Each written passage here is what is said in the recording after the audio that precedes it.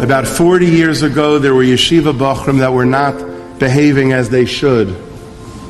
And so they got involved in phone scams.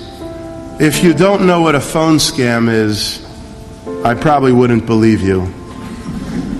It was quite popular years ago where you made a prank phone call, a bogus call, and you scammed someone.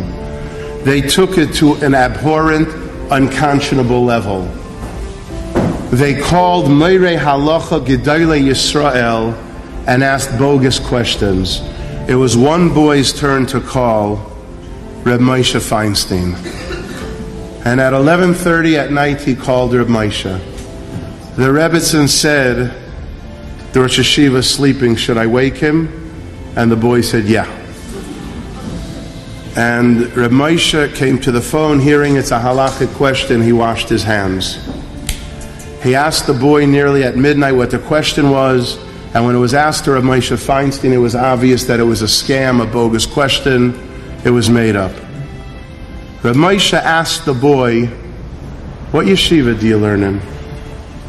The boy didn't want to answer. He didn't want to get in trouble. Rabbi Moshe said, I won't get you in trouble. Where do you learn? He told him. What Gemara are you learning? He told him. What daf? He told him. He said, let me ask you a kasha on Tosfos. And he did. He said to the boy, do you understand the kasha? And the boy said, no. Like it was a miracle he knew what Bubba he was learning. The patience of Reb Moshe was legend. Without a Gemara, past midnight, Maisa Shahaya Kachaya, he taught the boy on the phone who attempted a phone scam, Gemara, Rashi, Tosfos of a whole Amud, word by word, line by line, top to bottom, aleph to taf, soup to nuts. He asked the boy, do you understand it? And the boy said no. Like Rav Preda in his door, Rav Moshe taught it. The only detail I don't know is if he taught it 3 times or 4 times, but he did. After an hour, he asked the boy lovingly, do you understand the kasha on Tosfos? And the boy said, that's an amazing kasha.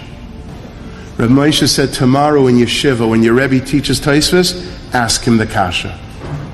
Bahi Ayayim, they're learning Tosfos. The boy raises his hand. The Rebbe is wondering what, pray tell, could this kid want?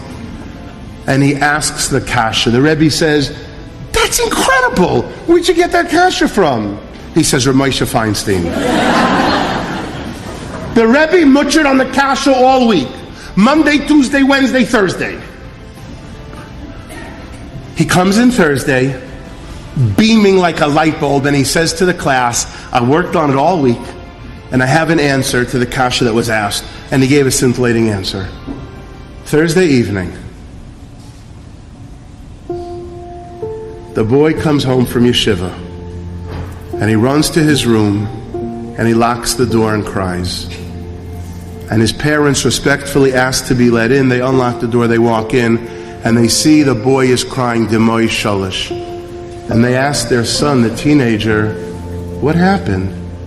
And all he could say through his tears were these words, Reb Moshe believed in me.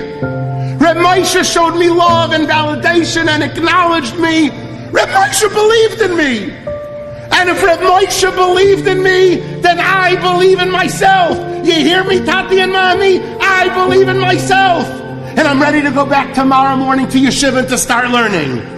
Because Reb Moshe believed in me, I believe in myself.